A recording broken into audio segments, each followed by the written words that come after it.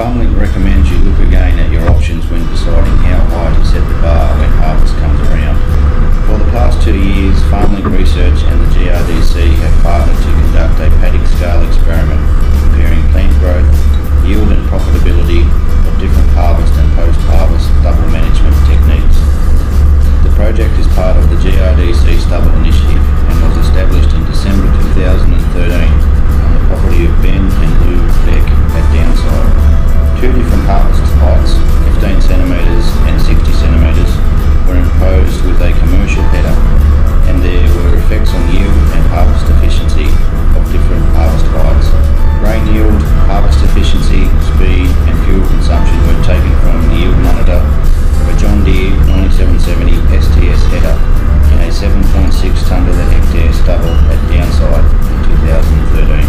The early outcomes of the project show that harvesting short significantly reduced the efficiency at harvest time. This table illustrates some key harvest indices that can be influenced by choosing to remove an extra 45 centimetres of crop residue. By harvesting short, harvest efficiency is reduced by 41%. Harvest speed is reduced by 42%. Fuel consumption is increased by 78%. And yield is reduced by 6%. This is due to extra crop residue being processed through the machine and yield being lost out the back of the harvester. Post-harvest stubble management treatments were imposed on the 7.6 tonnes of the hectare of stubble. In December, a K-line trash cutter was used for the chop treatment, and a burn treatment was imposed in late March as a control.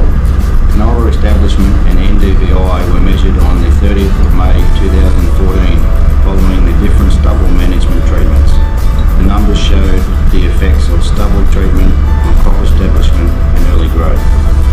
It can be seen that a relative absence of stubble residue at the soil surface, i.e. the harvested tall with plus or minus burn treatment, has had a significant difference on canola germination and establishment, with there being almost double the number of plants per metre squared when compared to the incorporated and low harvest height treatments. It can also be seen that early canola plant growth is inhibited by the presence of stubble. The burn treatment with a superior plant count has a corresponding high NDVI value. In comparison, the treatments with high stubble burdens and low plant counts have a significantly lower green vegetation density. These are some of the results from year 1 of the 5-year harvest and post-harvest stubble management trial.